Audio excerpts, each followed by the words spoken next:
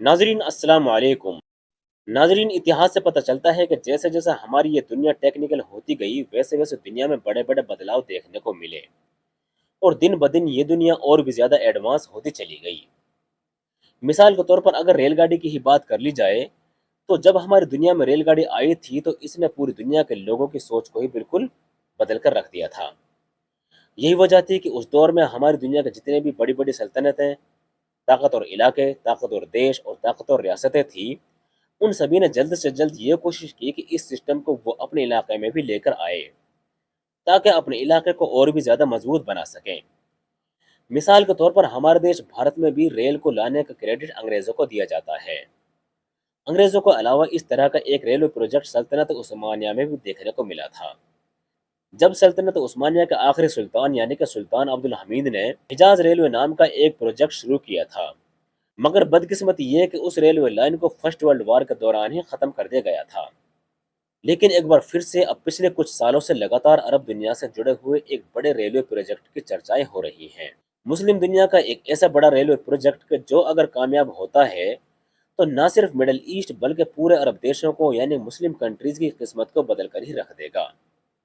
Middle asset یعنی کہ عرب مسلم دنیا کا یہ ریلوے پروجیکٹ کیا ہے، اس پر کون کام کر رہا ہے،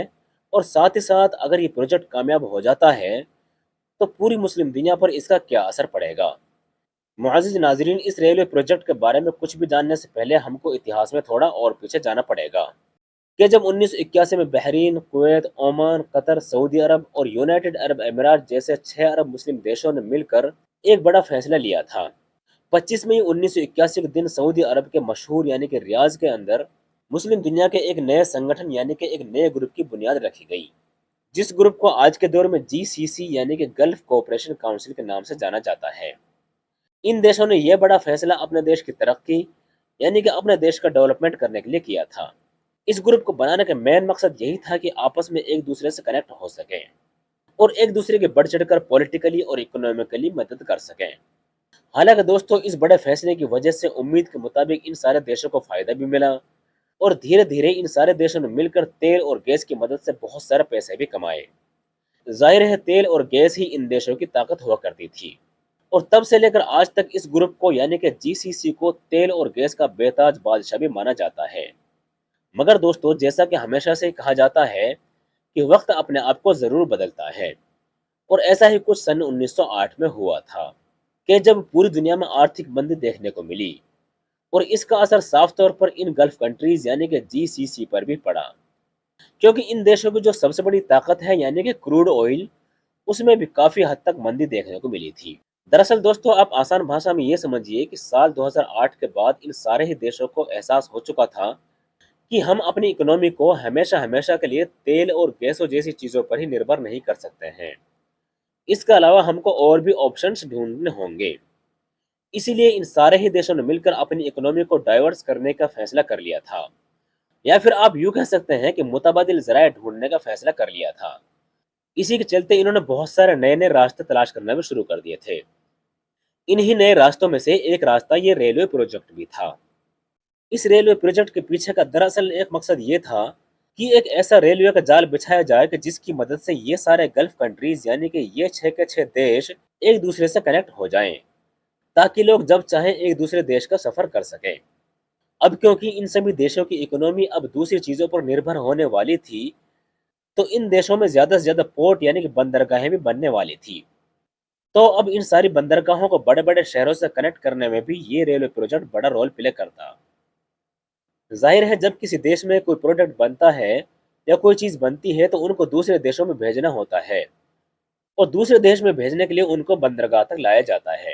اور ان سارے پروڈکٹ کو بندرگاہ تک لانے میں یہ ریل پروجیکٹ بڑا رول پلے کرتا۔ انہی ساری چیزوں کو نظر میں رکھتے ہوئے فائنلی سن 2009 میں جی سی سی کی طرف سے ایک بڑے ریلوے پروجیکٹ کو اپروو کر دیا گیا،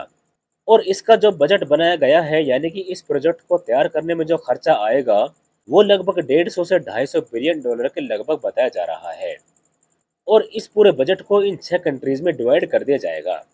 ناظرین، اب اگر بات کر لیں اس پروجیکٹ کی کل لمبائی کی تو اس کی ٹوٹل لمبائی لگ بھگ 2777 کلومیٹر کے قریب ہوگی، جس میں سے زیادہ تر حصہ تو سعودی عرب سے ہو کر گزرے گا، जो लगभग 695 किलोमीटर के करीब होगा, जबकि 145 किलोमीटर कुवैत से, 283 किलोमीटर कतर से, 684 किलोमीटर यूएई से, 306 किलोमीटर ओमान से, और जबकि सबसे कम बहरीन से गुजरेगा, जो मात्र 64 किलोमीटर का होगा। मगर दोस्तों, ये रेल प्रोजेक्ट बनना इतना आसान भी नहीं है कि जितना दूर से हमको ये दिखाई दे रहा है, बल्कि इस प्रोजेक्ट में तो बहुत सारे बड़े बड़े चैलेंजेस हैं। सबसे पहला चैलेंज तो ये है कि दरअसल इन सारे ही देशों का ज़्यादातर इलाका रेगिस्तानी और चटियल मैदान है। इसके अलावा जो बचा कुचा इलाका है वो ऊंचा नीचा और पहाड़ों का इलाका है। तो इसीलिए जब इन इलाकों में रेल की पटरी बिछाई जाएगी तो बिल्कुल वैसे ही काम किया जाएगा कि जैसे उन इलाकों में रेल की पटरी बिछाते वक्त काम किया जाता है कि जहाँ पहाड़ होते हैं। अब जाहिर है ऐसा करने में ना सिर्फ टाइम और एनर्जी ही ज़्यादा लगेगी, बल्कि पैसा भी बहुत ज़्यादा खर्च होगा। इसके अलावा एक बड़ी परेशानी ये भी है कि इन सारे ही रेगिस्तानी इलाकों में दिन का वक्त बेइंतहा गर्मी पड़ती है। इसीलिए दिन में काम करना लगभग नामुमकिन होगा, क्योंकि दिन के वक्त वहाँ का टेम्परेचर 50 से भी ज़्यादा चला जाता है। और इसीलिए रेल कंस्ट्रक्शन का ज़्यादातर काम रात में ही कंप्लीट किया जाएगा। बात कर लें अब अगर उस कंपनी के बारे में कि जिस कंपनी को इस प्रोजेक्ट को बनाने की जिम्मेदारी दी गई है, वो कंपनी दरअसल इत्तिहाद है। इस कंपनी ने इस प्रोजेक्ट पर काम करने से पहले उन देशों से सबक लिया है कि जिन देशों के रेगिस्तानी इलाकों में पहले से ही पटरी बिछाई जा चुकी है, जैसे कि चाइना और सऊदी अरेबिया। इसके अलावा यही वो कंपनी है कि जो पहले से ही एक ऐसे इंजन को डिज़ाइन कर चुकी है कि जो चलते चलते उस रेत को भी हटाने का काम करता है जो रेल की पटरियों पर जमा हो जाता है। इस तरह से रेल की पटरी के ऊपर जमा होने वाली रेत की मुसीबत से भी निपटा जा सकता है। इनिशियल स्टेज में ही इस प्रोजेक्ट के लिए 10 ओवरब्रिज और जबकि 2 अंडरपास बनाए गए हैं। साथ ही साथ 10 रोड अंडरपास जबकि 18 स्मॉल अंडरपास भी बनाए गए हैं। और इंटरेस्टिंग बात यह है कि इस कंपनी ने इस प्रोजेक्ट के लिए 2 नई फैक्ट्रियों का भी निर्माण किया है, जिसके अंदर एक फैक्ट्री में कंक्रीट की वो चीज़ें बनाई जाएंगी जो दरअसल पटरियों के नीचे बिछाई जाती हैं। साथ ही साथ इस प्रोजेक्ट में मजबूती का भी खास ध्यान रखा गया है, ताकि बाद में इन पटरियों के ऊपर 200 किलोमीटर प्रति आवर की रफ्तार से कोई भी ट्रेन दौड़ सके। फिलहाल ये प्रोजेक्ट कब कंप्लीट होगा इसके बारे में अभी तक कोई भी जानकारी नहीं है, मगर जब भी कंप्लीट होगा तो मिडिल ईस्ट के साथ साथ इन 6 देशों की किस्मत को बदल कर रख देगा। इन सभी देशों की इकोनॉमी को एक बड़ा बूस्ट मिलेगा और इसके अलावा लोगों के लिए बहुत आसानी पैदा हो जाएगी, और इन 6 देशों के लोग बड़ी भी आसानी के साथ किसी भी एक देश से दूसरे देश में जा सकेंगे। और ये बिल्कुल वैसा ही माहौल होगा कि जैसे आज के दौर में हम यूरोप के अंदर देखते हैं। नाजरीन, आज की वीडियो को हम यहीं पर ख़त्म करते हैं। वीडियो में आपको नया कुछ भी सीखने को मिला हो तो इसको लाइक और शेयर ज़रूर करें। मिलते हैं नेक्स्ट वीडियो में किसी नई जानकारी के साथ। तब तक के लिए अल्लाह हाफिज़।